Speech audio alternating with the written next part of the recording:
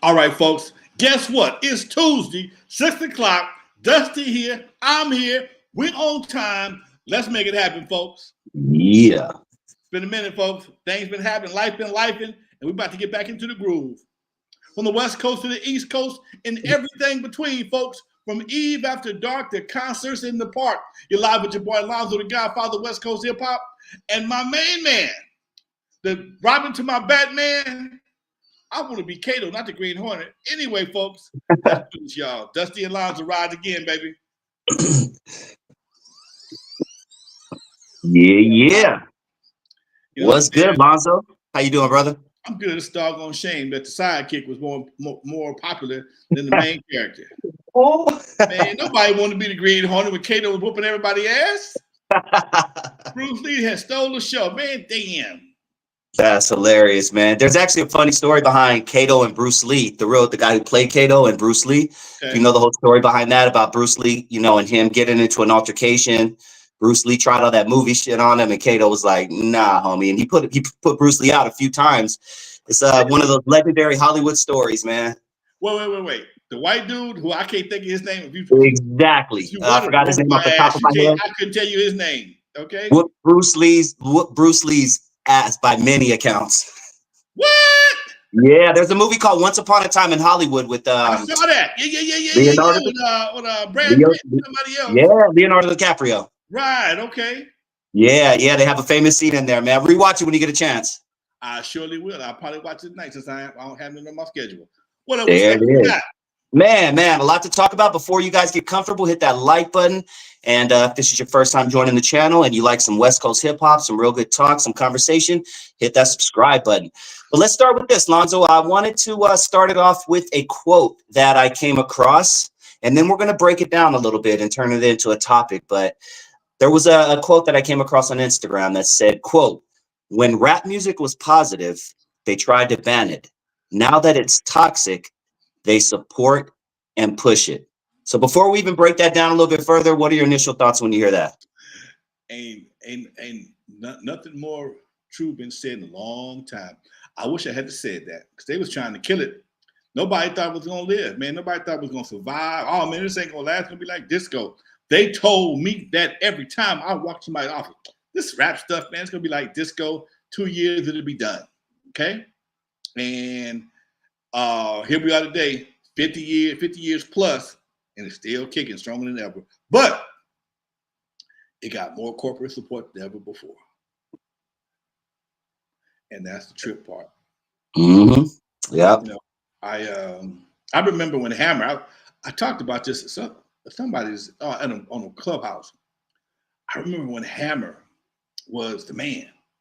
Mm-hmm. Dancing and doing this thing and dancing with Pepsi and Chicken. He had a Hammer show, cartoon on Saturday morning, Hammer Pants, doll, everything. Everybody hated him. Everybody in hip hop hated him. Mm-hmm. He's selling out. He done sold out. He's a jigaboo. I remember that like vividly. Okay. And to see the transition that's happened over the past few years, man, y'all don't remember nothing. Y'all, that's one thing about it was a movie called Pimps Up, Hoes Down. And one thing they said in that movie, that hoes have a short memory. Okay? Hoes have a short memory. They don't remember, man, everything some of your biggest artists in the world are doing right now was considered selling out. It was considered selling out. And I remember talking to folks about this. As soon as you go get a record deal, you've already sold out. That was the whole purpose for getting a record deal, was to sell out. You take your product, you raise it from the streets, you cultivate it, you make it happen to the best of your ability, and hope somebody gives you a deal. That's the whole business model for the record industry. Mm-hmm. So as people get bigger and bigger in the industry, are the checks getting bigger? Most likely. Are they selling out anymore? Probably not, but it is what it is. Mm-hmm. Go ahead. Yeah, was Digital Underground? Because Digital Underground was one of those acts that they were amazing musicians. Anyone who knows anything about music knows they incorporate the funk. I mean, Shock G alone played several instruments. He was just a very musical guy. But when they came up with that song called the Humpty Dance, were they seen as a group that sold out? Not really. Not to my knowledge. Okay.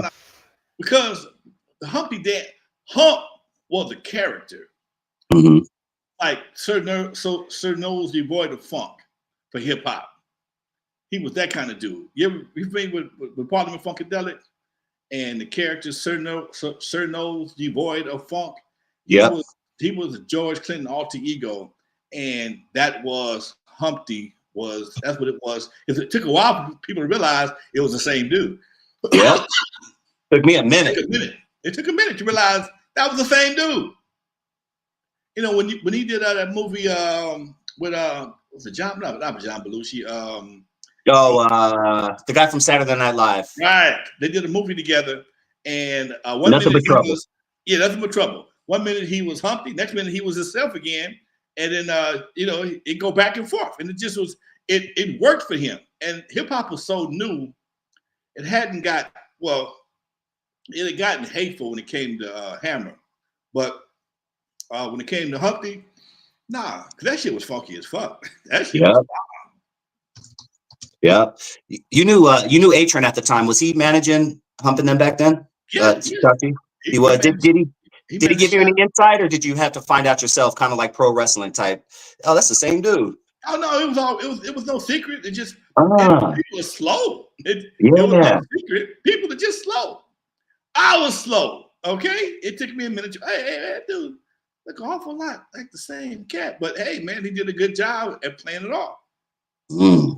Yeah, Derek Mallory says Shock G's brother played Humpty Hump. That Shock G was one person. He was Humpty Hump, from what I understand. Nah. Even right now, there's a young cat called himself Young Hump. Yeah, I think that's his son or something like that. Yeah, it's I don't think it's his son. I think he's related to him. Yeah, I met him in Sacramento a couple years ago. Him and Money B still do the show together, and it's my understanding was as long as he called himself Young Hump, Shock didn't trip. That's right. Yeah, Shock G, newest member, collected. I was trying to see if I could see who he is related to, but yeah, that was the same person. That was a trip. Yeah, D-Cost says that's his son. I don't know. I'll look it up and we'll clarify that. But going back to censorship, Lonzo, back in the day, first of all, where do you stand in general with censorship in America? Just in general, if someone asks you that general question. I think censorship. Oh man, that's a really tricky question, because it's certain things that shouldn't be said in the general public.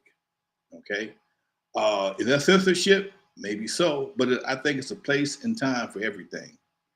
I don't think people should be able to control, like comedians right now. They feel they're really being censored. They can't be funny half the time because people are waiting to cancel them because they may have offended somebody. You can't have the world walking on eggshells and especially expect us not to walk on our tippy toes, which is dumb shit. That's not even walking. That's just tippy toeing through life.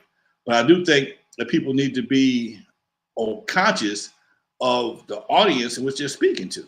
And I think that's probably one of the things, one of my biggest problems, and here I go again, that's probably one of my biggest problems. That, again, I just did a presentation on Clubhouse for the N-word. And the word ain't going nowhere because the mentality ain't going nowhere. We're gonna have niggas as long as we got black folks. But the fact that they use it in such mixed company and make it seem so cool, then give everybody the desire to want to use it, that's when you have a problem. That's when you have a problem. It's certain things that shouldn't be said around kids. It's certain things I don't think should be said around women. Certain things shouldn't be said in church. It's certain damn sure things you can't say in court. So there should be some lines drawn. Is that censorship? I think it's more just being conscious of your audience and conscious of just showing respect what respect is due. You don't want to have a bunch of kids cussing each other out because their mama cussing them out, which that happens every day. Look, blue, blue, blue, blue, blue. But is that right? No, I don't think it's right. But some folks, that's my house, and I do what I want to in my house. So yeah, that's a very, very touchy subject. And why did you ask me that? You asked me that for a reason. I know you did. Yeah, but you dealt with censorship in your day, back in your day, we've told this story before, but since we're on the topic, let's discuss it. There was a certain song you made, and I can't remember what the word was. There was a word or something in it, and it was right Yeah. around the AIDS time. Can you Yeah. break that down again? At the tail end of House Calls, Shakespeare says, "Hey, you left your driver's license here. Now I'm going to kick your ass." That was what he's supposed to say. The fact that he said the A, it was the last word he said on the project. We had to take the S out, and all we could say was the A. And even that gave us the one eye, like, we know what you're saying. You're awful close to the line. We don't know if you touched it now, but they figure they can fade it out by then. Okay. And if you ever heard, you very seldom heard the end of House Calls back in the day. Left you driving like, now I'm gonna kick your beep. Just to say the word, just the word ass. That's ass. crazy. Okay, just wow. say the word ass. That's the generation I come from. So to see, Now that's go ahead. Yep, go ahead. No, you see what people are getting away with nowadays.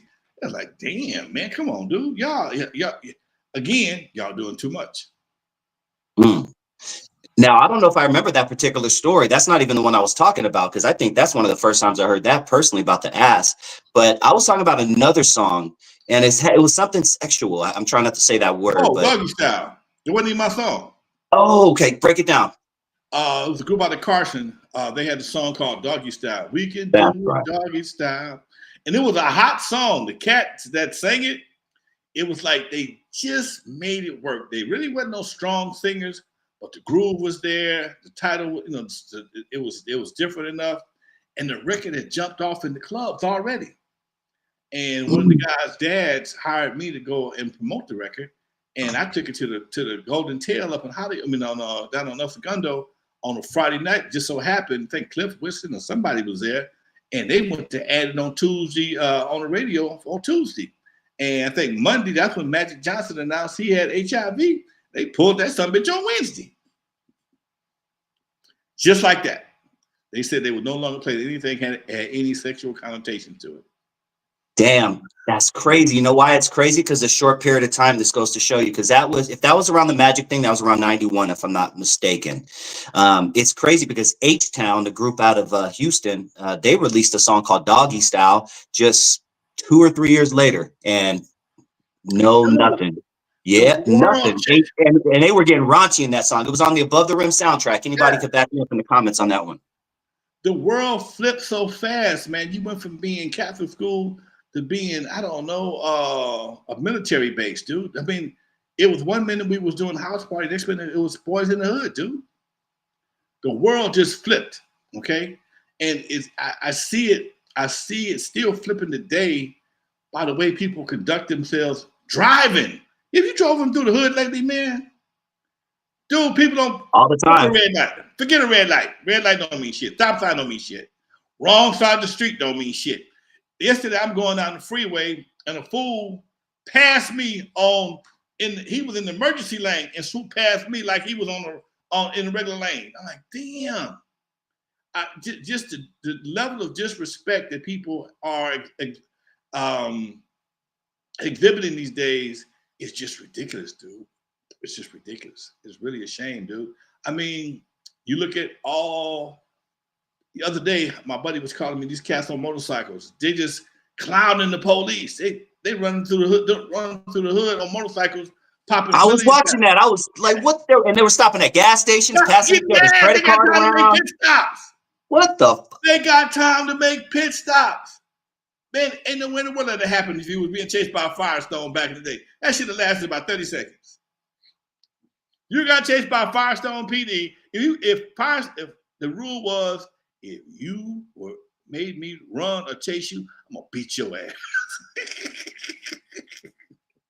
If I gotta put my donut down to catch you, I'm gonna beat your ass. Okay, that's basically what don't make me run. Okay, you ever see Samuel Jackson?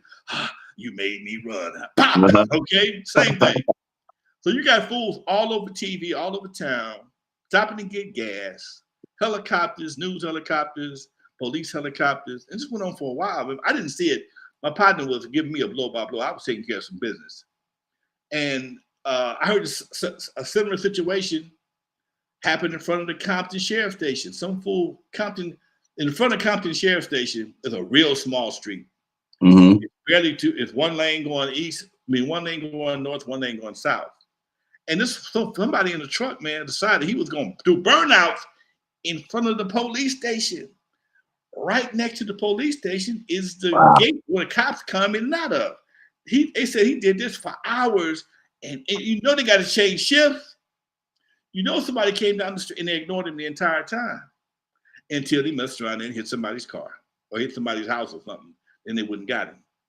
But then when you see situations like this, me and my partner was talking about that, you have to wonder what the guy's motivation is.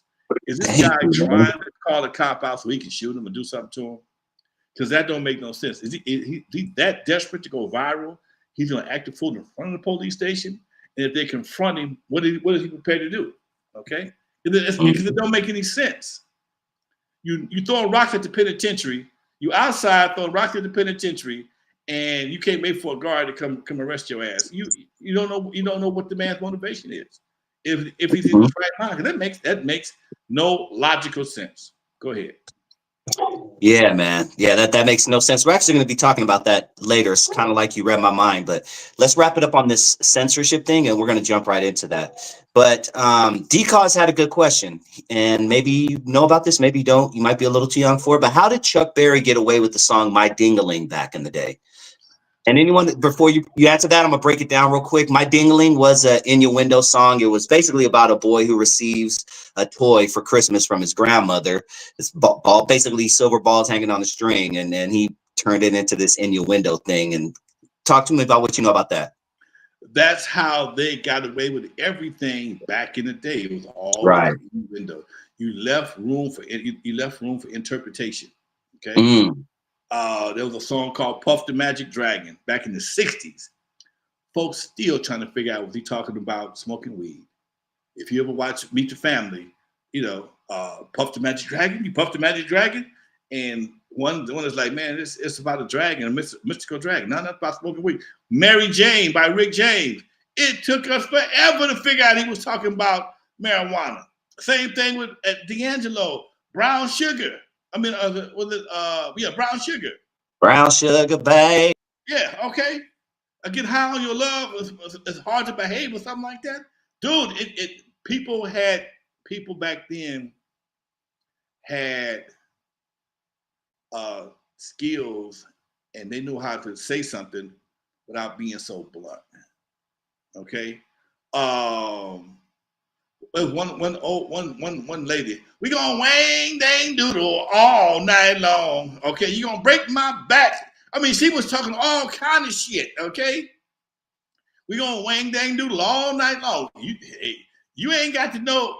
You can sing this song, but you better not sing around grown folks, because they know what wang dang doodle is. Okay, that was their code, and you didn't break. And that made the record palatable for the radio stations to play, but it wasn't safe for the kid to sing it.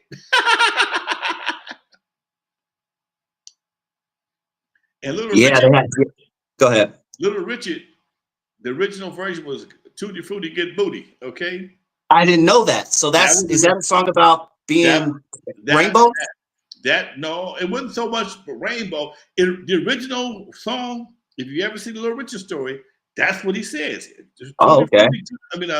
Tutti Frutti, hey Rudy, good booty, or something like that. Tutti Frutti, no. Oh, I don't think I knew that. I remember that. I don't know. Yeah, wow, okay. And they and wop bop baloo bop balam bam boom. They made him change up something. Oh Rudy, good booty, and they made it change to Tutti Frutti. Wow. I probably knew that, but I for some reason can't remember it off the top of my head. That's an interesting story. Yeah, so people have always been playing word games since the beginning of words, man. It's just that after Luke won that obscenity case against Disney, and they took that barrier off of him and let folks start cussing, it almost became mandatory that you cuss on your record to even get some record sales. Yeah. When you had if you back in the 80s and early 90s, you had to make two versions of a record. We had to make the street version and the Walmart version. Walmart sold more records than anybody else. The warehouse, Walmart was the record store of the globe, of the country. Okay, and they wasn't gonna play nothing that had nothing to do with no gangster shit. So anything you did, you had to play anything that was supposed to have a any kind of sexual connotation or cussing. You had to have the street version and the Walmart version. Well, at one point in time, nobody wanted the Walmart version, and the Walmart version ended up getting returned back to the record companies, which caused them to have returns, which went against the artists' royalties. And so people just stopped making it. They said, fuck Walmart. We won't worry about it. We'll just make the street version and sell all the records.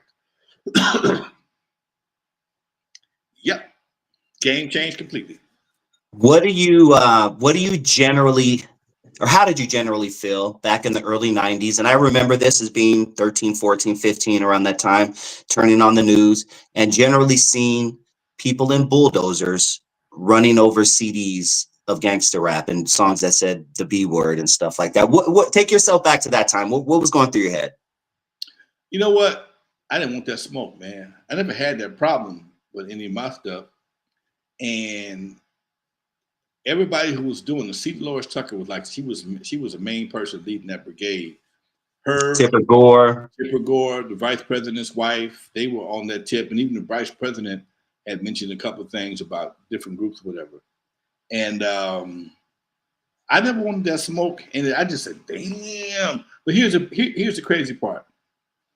They wouldn't bought the records to smash them. Okay. That's like burning a pair of Jordans that you mad or LeBron leave a team, you burn his shoes up.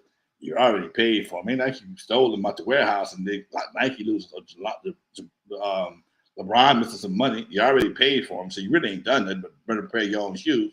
But life is what it is. People do what they do. That was the first time the first time I saw something like that was during the disco era. When they had a this big time DJ in Chicago. The DJ in Chicago, in the Chicago. Yeah, that was huge. I'll look that up. Keep talking. Yeah, he was the one that came up with the term "disco sucked," and well, he was one of the leaders of that whole movement. And I think he had a big record burn out at a baseball game. I think he might have burned records at a baseball game or something like that. Disco records. Disco was a fun era, man. Disco was. I still jam disco this day.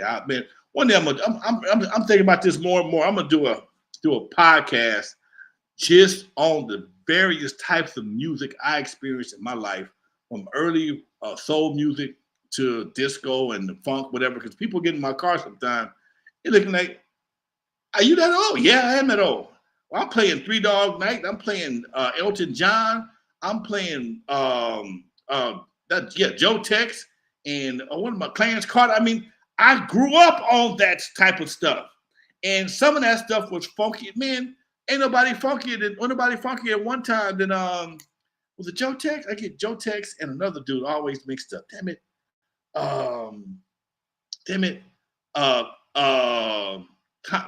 Thomas.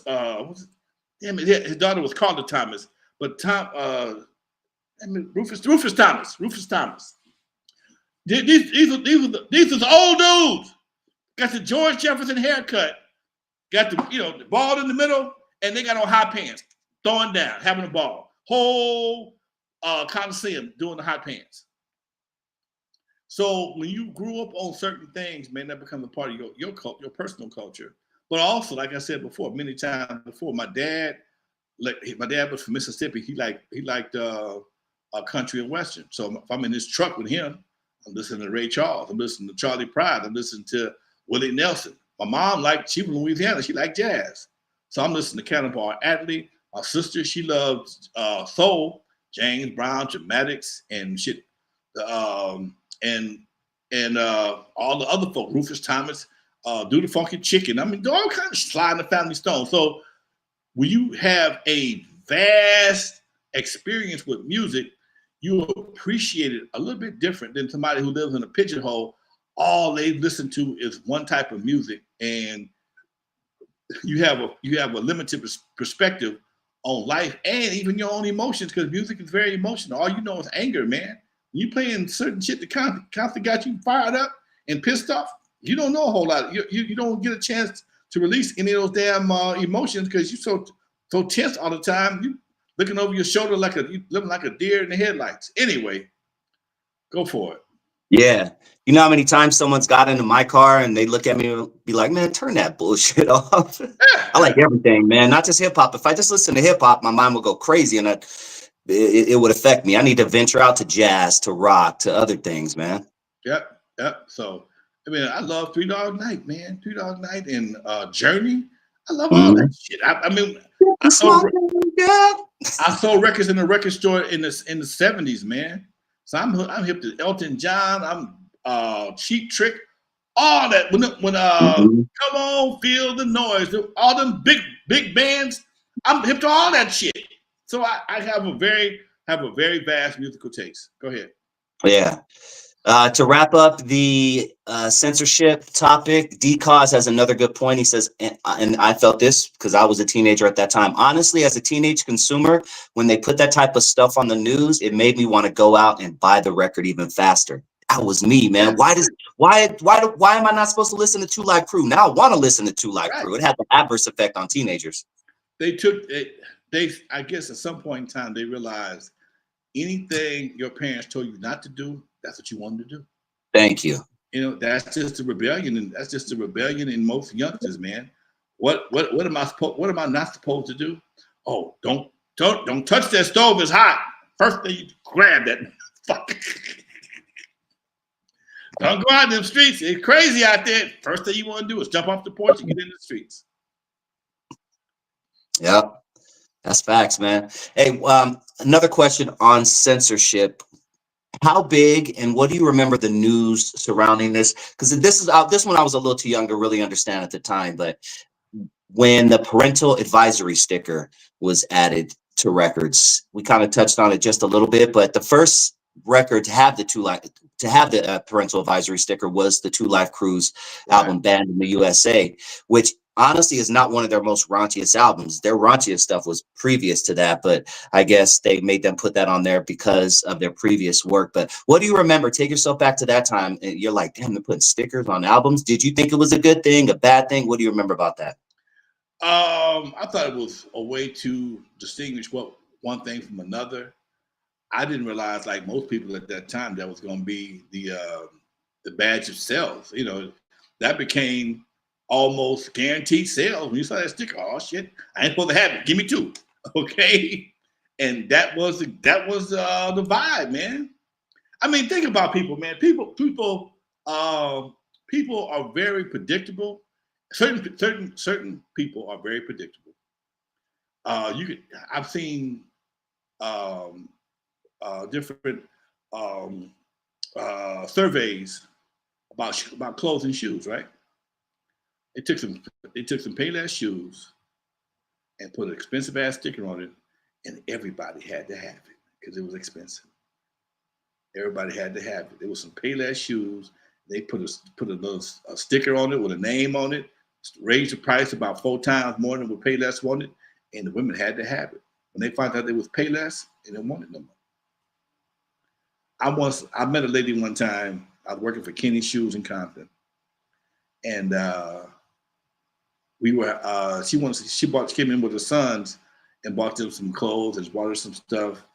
And when I told her, oh, these are on sale, she grabbed about 4 or 5 pairs or something. And these are on sale. I don't want them if they're on sale. I don't want them.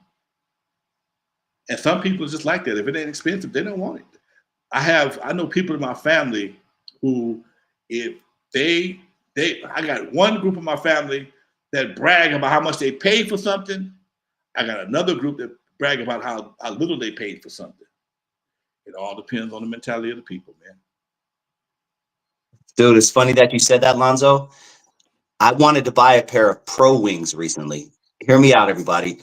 Just for the F of it, just for the nostalgia factor. Anyone who doesn't know, Pro Wings was the main sneaker sold at Payless shoe store back in the day. And if you wanted to get laughed at on the school ground, you wear a pair of Pro Wings to school. But I just wanted to buy some in 2024 as a nostalgia thing, rock them around. Hey, those are Pro Wings, haha. Dude, the cheapest Pro Wings I could find were like $800-900, dude. Bullshit. No, used all these Pro Wings. Pro Wings, dude. There's so few of them out there, and apparently there must be other motherfuckers that want to buy them too, just for the nostalgia factor. Those shits were hundreds of dollars, dude. Wow. Yeah, used everything, and somebody's buying them. If they're putting them at that price, somebody's buying them. Man, I got clowned so much for wearing Pro Wings. I ain't give a okay. Dude, all my shoes right now are Skechers. Every pair of shoes I got my daughter bought me some not Nikes. She bought me some Adidas. I got them on right now. And but for my money and for the and again, I know everything, everybody in the fashion. I know everybody's supposed to be blah blah blah. But when you think about, man, when you really think about what you're paying for somebody to give it a positive opinion of something you have on the ground. Your shoes are on the ground. Okay? They walk through dirt, they walk through mud, sometimes they walk on the ground, sometimes people walk on top of them. And when you realize, I've seen the 60 minutes special on Nike. A pair of Nikes, man, only cost like $4 to make, something crazy. Something crazy. Maybe I think the most expensive ones might cost you 10. And everything else goes to Nike and to the person they license, whether it be Michael or whoever else may be. And it's just an ego trip. And it's a money gouge that takes people, that just gets you, you know. And I understand some people watching this show, man, I could have my Jordan. That's on you, dude. What else do you have? What else could you have if you didn't have so many pair of Jordans? No disrespect. Hey, man, everybody makes their own way. Okay. I told people would laugh at me with my Pro Wings. Nigga, I got a big old house and 4 cars. You got. Thank you, homie.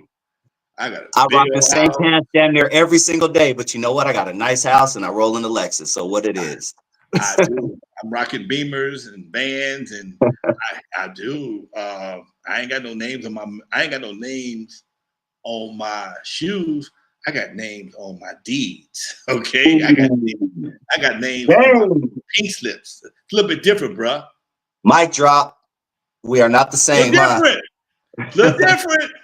If the only names you have are on somebody else's shoes, and you ain't got no names on no pink slips or no damn deeds, your game might be a little shaky, sir. Damn. That's the line of the night right there, Alonzo. That's the line of the night, man. That's game. Anybody who doesn't know what Alonzo just did, he just dropped a little bit of game on you. Before we continue, I'm going to ask you guys to hit that like button if you haven't already. And if this is your first time joining the channel and you like what you hear, please subscribe to the channel. Check out some of the old videos, some of our great interviews we've done in the past, some of the great content. Lonzo has so many stories. So if you want the real history of West Coast hip hop, you are tuned in to the right station. I'm Dusty Vision. We welcome you to the show. Now, Lonzo, you made me think of something that I would love to touch on for a bit. When you mentioned Jordans, I was once again a little too young to understand this, 87, 88, 89, you know, but I would turn on the news and there were kids getting killed over Jordans. There were kids getting killed over starter jackets. What do you remember about those days? Dude, it was frightening, dude. Because they were the hottest jackets and the hottest shoes. And a lot of times people wore them as a combination. You go out thinking you clean, come home butt ass naked with a black eye. It was like that, dude. Most of the time people wore that kind of stuff to concerts, and guys would just, it was just like in the 70s with leather jackets, man. Somebody, man, that's a nice jacket. Hit it. Thank you, man. Give it up. And you got to start peeling, baby. You got to start peeling. You know, it was really the whole phenomenon of taking people's clothes was something that only I can think that we're the only ones that ever did that, man. That I can recall. Now, bikers may take your jacket if you take your vest or your colors off of you if you're in the wrong set, or make you flip it around, or if you're a fake biker, you wear the Hell's Angels vest and you ain't been vetted, they may take that. But I don't know nobody else who walk around taking people's clothes, man. Who wants somebody else's clothes, man? I'll never forget, I got jacked at school one time for a leather jacket. I'll never forget it, dude. My partner had a leather, he had a waistlines were the jackets they have when I was in the 9th grade. Waistline leather jacket was the jacket to have, dude. And my buddy break down the waistline. Is it a shorter version? What's the waistline? It stops at your belt loop, right around your belt loop. Sometimes it may go a little bit above, sometimes it go a little bit above, a little bit below. And most of them had belts that you kind of wore around, to wrap it around with. But nobody ever wore nobody ever did that. They just button up a button or two. And that was the jacket of the Crips back in the day. Most of the Crips, that was like the part of their uniform. Waistline leather jackets, Ace Deuce hats, Levi's, super iron Levi's, and Stacey Adams. They didn't wear tennis shoes. Gangsters didn't wear tennis shoes back then. And if somebody in the crew saw you with a jacket, you wasn't part of the team, you're finna get that jacket up, especially if it fit. And my partner went to Bret Hart over off of Hoover. I went to Vanguard, right down the street right up the hill from my house. I could see my house from the Vanguard field. I figured if somebody got at my ass, I could be home before he figured out I was even there. Man, I'm after school talking to the security pie, and next thing I know, dude got me in a headlock. He choking the shit out of my ass. Okay. And I'm giving up. And it was buttoned up. So I would button up one button, fumble with another, button up another, button up the same button I unbuttoned before, and go back down. It's taking me like 10 minutes to unbutton this coat. Okay, I'm trying to talk and gag. I'm trying not to pass out. And man, they my coat. You didn't give a damn about none of that right there. Just so happened, one of my partners, who was a shot caller, who lived across the street from me, saw me in dire need of some assistance. Okay, I'm like Warren G. I'm in dire need of some help. Okay, so homeboy, hey man, that's my homie. Let him go. Homeboy said, nah, he finna get his jacket. Like, no. And see, I was a civilian, and back then, you wasn't supposed to cross the line. Okay, if you really wasn't in the life, I'm gonna say in the gang life, it was rare that a gangster would mess with a civilian unless the civilian did something to the gangster. Anyway, my homeboy didn't let him go. He ain't with this. Let him go. And he said, if you don't let him go, me and you finna go right now. And homeboy that had me in the headlock did not want to go against my partner. My partner was known for knocking cats out. He was a Golden Glove cat trained, and he was known for putting hands on dudes, and homeboy let me go. Now my partner said, man, get your ass up out of here right now. Then he chastised me. You know better than that. Get up out of here right now. I took that nigga back his coat the next day. I didn't want the coat no more. I didn't want it no more. Now, here's something crazy. My dad had a leather sports jacket. I went to school. Nobody ever messed with me. My dad had a leather sports coat. Okay, a little bit big for me, but I could make it work. Put on a turtleneck or something, I could make it work. And he let me wear that leather sports jacket. Well, he didn't know I had it really. I just kind of took it. And I wore it for men's. I think it was men's league. I had men's league on Thursdays. We had to wear ties and a dress shirt and a sport coat. And I sported my old man's sport coat to school a couple times, and it never got sweated, not one time. What do you remember? This is a little history for people out there. What do you remember about, let's see, 1972, you were born in 56. So you've been 57, so you'd have been about 15, 16. Yeah, you definitely would have heard about this, and I'm sure you know about it now. But what do you remember looking back about the incident in, I believe it was Hollywood near the Palladium, Was that the that put the Palladium? Crips Oh, and Bloods, that put the Crips and Bloods on the map in a negative way, obviously, the some, killing over a gentleman for his leather jacket. What do you remember about that? I remember vividly. It was on Channel 5, 13, 7, 11, 2. That was the first time they had a Crip and Blood throwdown in a public place. And it was over a jacket. Homeboy got stomped to death. That's what happened. He got stomped to death, and that was like the shot that went around the world, dude. That's right. And they were talking about Crips, and that was the first time the news had even talked about Crips. And they couldn't figure out what it stood for. They didn't know whether it was an acronym or because a lot of Crips back then carried canes. Well, canes basically was a weapon. It wasn't even had nothing to do with them being crippled. It was a weapon.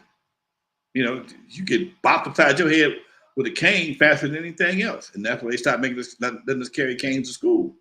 They had some real nice canes back in the day with some nice handles, with some brass handles, put a nice knot upside your head. And that was the beginning of I think of the Soul Train party or something like that. It had something to do with Soul Train. And that was the first incident I ever remember that was blew up on the news. Man, it was like a shooting there. It was like it was a major event, put it that way. Yeah, Robert Ballou is the gentleman's name whose life was lost that night. And yeah, that was a huge story I heard. And from then it was just on and cracking. They were basically enemy number one for the LAPD. But someone in the chat brought up British Nikes and K-Swiss. Now, I am old enough to remember when you could not wear those shoes in Los Angeles because British Nikes had a B and they Right? had a K. And Well, if anyone from LA knows, that is derogatory towards the red team. So if you were caught wearing British Knights with that big BK label on it, it was a wrap. Like that, you were probably getting jumped and your shoes thrown over a river or something. And then K Swiss also had an acronym towards the red team. It was Kill S, and I'm not going to say the words, when I see some. So if you were K Swiss, I didn't know that. yes, man. Yep. And yeah, so it was crazy being 13, 14, and you literally had to be careful with what you wore to school because you could face the consequences. I remember I was I might have been 28, 29, and I had some sweats on. I had on some red sweats, and my daughter was about 10, and we was going to the movies. And Daddy, where you going? So we're going to the movies. She said, you can't, you ain't not wearing that with me in the movies. I said, why not? She said, you can't, Daddy. She started crying. Daddy, take that off, please. Please take that off. I've been wearing red. I've been wearing red for decades. I said, ain't nobody messing up with Daddy. Please don't wear that. I had some red sweats, top and the bottom, and a pair of white shoes, and I didn't think nothing about it. And she was adamant. Started crying. We're not getting in the car. We're not going nowhere with you wearing that red on, Daddy. And that's when I realized that shit was really serious. I thought there was a line between old folks and kids. Nah, she wasn't taking no chances. Yeah, it's so crazy because even it sticks with you to this day. Like most of my clothes are black or a neutral color. I don't wear too many bright red shirts and I don't wear too much bright blue, even though that's not even a thing now. You got Crips wearing red or blue, and vice versa. But it's weird how it's mentally in my head to where I would say 80 to 90% of my clothes are black now because growing up, that's kind of what I had to do to make it through the neighborhood. I looked in my closet the other day, and most of my clothes are dark gray, black. I do have colored clothes. I don't wear them that much though. My favorite color is actually burgundy, but I don't have a lot of burgundy. I usually buy. I was talking. Me and my cousin were talking today. Usually, when I find something I like, I'll buy it in multiple colors, and most of the colors are either black, gray, or beige. I do have a couple of burgundy items, but I very seldom wear them. I'm the same way, man. Let's see. Let's go to some of the questions in the chat. We got some good stuff in the chat. Let's see. Boom. Hey, Lonzo from the Vinyl King. I have a question about publishing. I seen you have Dr. Dre credited as a producer on Turn Off the Lights. Does he have some of the publishing from that song? Nope. I own all publishing from World Class Wrecking Crew. He gets credited as a writer, but he don't get credited as a publisher. And, back in the day, whoever paid for the record owned the publishing. That's as simple as it was, Doc. Now, you know, and here, and don't take this the wrong way. That was the understanding of that era, okay? And if you ain't no Temptation, got no publishing from Berry Gordy, very few people got publishing from Motown. Usually the executive producers, the production company usually got the publishing, and later on, as people got more educated, they started doing more deals. But no, is it back then, 1987? Nobody get no publishing. See, we have another Dr. Dre question. Only Good Games. Do you think Dre will ever get to an age where he wants to embrace his Wrecking Crew days? Some of the stuff I get why he wouldn't want to perform, but some of that old stuff is really good even now. I don't know, man. I don't know. I don't know. That's a good question. He's so far doing his own thing, and I don't think he even wants to relive the era before he became a gangster or he started doing the gangster thing. I don't know. That's a good question. What is your favorite thing about the independent game? Or what was your favorite thing about the independent game besides the money? And what is your least favorite? I'll even add that on there. I could drop a record any damn day of the week. Majors only drop on Tuesdays. As an independent, when my money got low, I drop a record, okay? And the fact that I could take that record, that physical record, to a distributor and go get some money, go pay a house note, pay some fellas, or whatever. It gave me a sense of purpose, and it was so aligned with what I had been doing, and I didn't even know that I was even being prepared for it. I keep saying, y'all don't understand. I wasn't just a young record label owner. I had been working in the record industry as a salesman before I even knew how to make a record. So to be a salesman, to understand distribution, working in the shipping department, in the sales room, on skates, pulling records off the shelves, putting them in the crates so they could be shipped out later on, going to the shipping department, taking records to UPS for somebody else to make money on. That was one of my jobs. If the UPS truck didn't make it in time, I had to throw it back in my van and go stand in line at UPS. So everything I had done for somebody else, now I'm doing it for me. And for me, I don't know, I can't speak for nobody else, of course, to see how that shit became a full circle for me, man.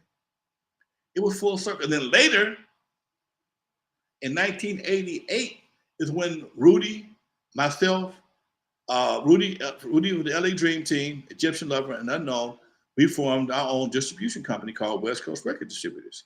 And everything I learned from Macola, from Record Shack, all that shit just worked. It just came to a head.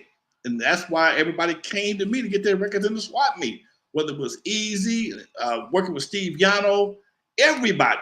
Steve Yano had his own, he had the swap meet automatically, and he knew a lot of the guys, but we worked together to get records in other parts of the state, other parts of California. So it was a camaraderie, you know. Give me some of yours. I'm gonna send mine. I'm gonna trade. We'll trade records. Give me some of these, some of those, because I know I can sell these over here, and they don't have these over there yet. And it just was the camaraderie that only an independent person can understand. And like I said before, I'm looking right now in my studio. Oh, Dusty, hold the screen for a minute. I'll be right back. I'm gonna show y'all something. Go ahead. Do your thing. Do your thing. What up, everybody? Enjoying the show, man. I'm telling you, dude, I love these gems that Lonzo shares with us. Shit, me and him are what, 6 years in, and he still drop a new thing on me every now and then. Thank you guys for all the questions. I will copy and paste them, and we're gonna ask Lonzo to answer them. We going to get that. Shout out D-Cause, my boy Marlon in the building, Ben Frank, Said Born, all my dudes, Rashard. Go ahead, Lons. Check this out, man. Check this out. You show me change side, go back where I was. Check this out. Y'all see this right here? Yep. It looks like I see the logo of Cool Records.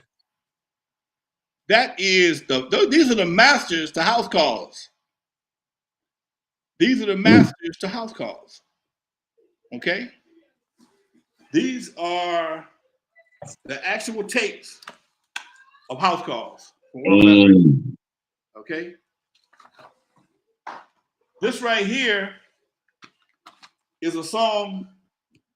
I never released this song. I'll save this right here for my retirement. This right here is a version of Rock, Skate, Roll, Bounce that one of the first records I recorded, but I never released it because I was afraid to release it. Okay? Why? Why were you afraid? I thought I was going to the penitentiary. Oh, shit. Okay. That would do it. Ever heard of Z-Rock? Okay, I had a label called Z-Rock. Can you see that in the camera? These are the tapes, okay?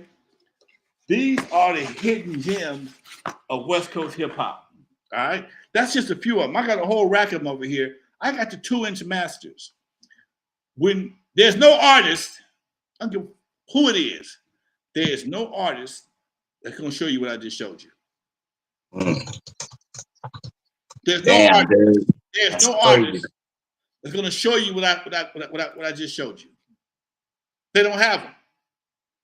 They wouldn't know they wouldn't even know what to look at. Look, if I go in my garage and start pulling out mothers and stampers and old labels that weren't used, this is why I do what I do. I got a history that was given to me that I didn't even know I was even developing because of the way I was raised. I was raised to be independent. Don't let nobody else control your destiny. When at some point in time, somebody's gonna realize what I have here, and they're gonna want to buy it. They can't get it unless they either steal it or buy it from me. One of the two. I still own all my masters. I still own all my publishing, except for a couple of songs I did some deals on. For the most part, what I'm saying is, that's how you build a legacy. When you're a recording artist and everybody else owns your masters or they own your publishing, there's nothing for you to leave your family, nothing for you to leave your kids. You got a lot of gold records on the wall. Hopefully you still got royalties coming in. But in most cases, it's not. It's not a whole lot. You pretty much, if you cut records in the 80s, unless you made some hell of a shit, your shit is diminished completely. You're looking for a job. Okay? If you cut records in 2024 and didn't do your money right, you're looking for a job. Okay? I ain't had a job since 1979. I ain't say I haven't worked. I ain't had a job. There's a difference. You don't need a job. You need an income. Remember that. You don't need a job. You need an income. So I do a lot of different things to generate income, and that's what I love about the business, because you can't take that away from me.